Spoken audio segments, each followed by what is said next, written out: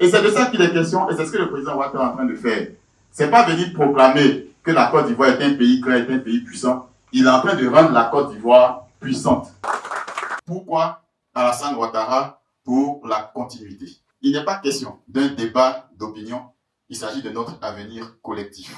Car la Côte d'Ivoire aujourd'hui est en train de s'élever. Nous avons atteint un niveau assez considérable après des années de labeur. Et pendant 14 ans, le monsieur n'a ménagé aucun effort, il est au travail. Et donc la problématique, c'est est-ce que nous souhaitons poursuivre dans la voie actuelle ou est-ce que nous décidons de changer de cap? Si j'envisage cette problématique-là en tant que RHDP, on va se poser la question de savoir est-ce qu'on veut poursuivre sur la voie du progrès ou est-ce qu'on veut risquer un retour en arrière ou risquer une nouvelle aventure dont nous ne maîtrisons pas forcément l'issue. Houphouët-Boigny a parlé du président Alassane Ouattara lorsqu'il nous l'a présenté.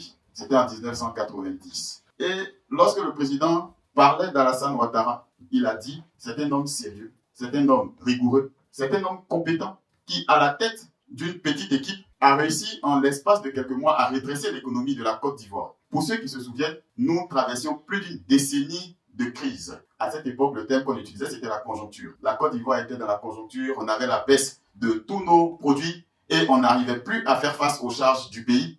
Et le président, il allait chercher une personne extrêmement particulière et il est venu nous le présenter. Et il a dit dans ses propos, je lui fais confiance et vous lui ferez confiance. Et c'est parce qu'on fait confiance aujourd'hui au président Alassane Ouattara que nous sommes assis dans cette salle. C'est parce qu'on lui fait confiance qu'on bat campagne. Les anciens disent, un vieillard assis voit plus loin qu'un jeune debout. Et aujourd'hui, nous constatons, nous palpons, nous touchons ce que le président Houphouët avait déjà vu à l'époque, il y a 35 ans de cela. Et donc, tous les Ivoiriens ont compris qui est le président Alassane Ouattara. Et sinon, quand tu es couché, toi seul, dans ta maison, en ton fort intérieur, tu sais que Alassane Ouattara, c'est une bénédiction pour la Côte d'Ivoire. Il n'y a aucune rumeur de distraction sur le président. Nous, on a eu la chance de travailler au Golf Hotel. On s'y retrouvait pour certaines de nos activités professionnelles. Mais arrivé, ceux du Golf Hotel ont témoigné. Voilà, ça, c'est des témoignages vivants. Ils vous disent que le jour du Conseil des ministres, le président Alassane Ouattara est assis à 7 heures en salle. C'est lui qui vient s'asseoir pour attendre les ministres. 1, 2, 3, 4 fois, tous les ministres étaient présents à partir de 6h45 en salle. Et c'est eux qui venaient l'attendre. Si la Côte d'Ivoire est ce qu'elle est, c'est pas le fruit du hasard. Donc, il a construit le socle de notre développement. Tu parles ici d'un homme ultra expérimenté. Je dis ultra expérimenté pourquoi? Dès qu'il a pris le pays, il a mis le pays au travail. Tous les secteurs ont commencé à bouger. Il a mis en place de grands projets. Je vais donner l'exemple du PPU, Programme présidentiel d'urgence, qui a travaillé partout et sur tout le territoire national et dans tous les domaines. Quand le président Ado a parlé de pluie de milliards, quand il a fini de faire le tour et il est venu s'asseoir, la pluie de milliards s'est mise en place. Elle s'est mise en œuvre. Et jusqu'à aujourd'hui où on vous parle, les milliards continuent de descendre sur la Côte d'Ivoire. On peut parler du SMIC. Le SMIC était à 36 000 quand le président Ouattara arrivait au pouvoir. Il a monté le SMIC à 60. Aujourd'hui, on a combien? Il y en a dont le salaire s'est multiplié par 2.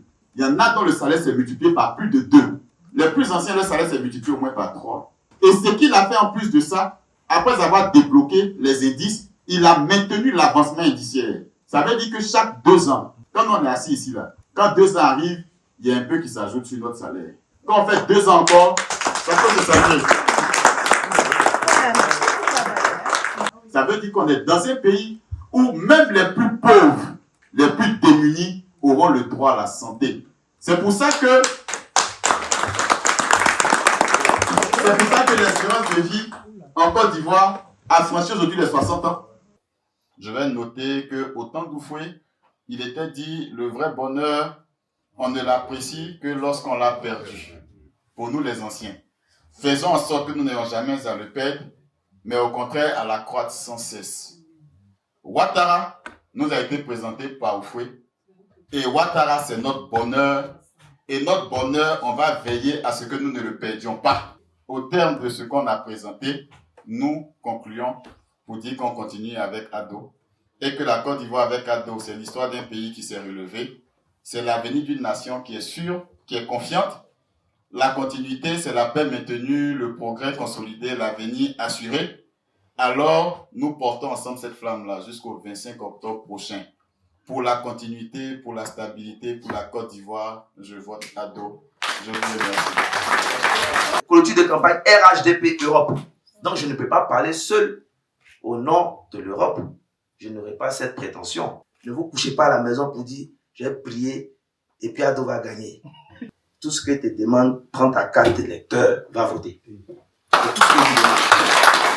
Que ce soit en France, que ce soit en Belgique, que ce soit en Italie, que ce soit en Grande-Bretagne, que ce soit en Espagne, et par intention, que ce soit dans tous les pays de la diaspora. J'avais oublié l'Allemagne, qui est également donc délégation extérieure. Tous les pays d'Europe. Vous vous réveillez le matin, s'il vous plaît, ne laissez pas la journée passer. Moi, mon 1 coup KO est garanti en Suisse.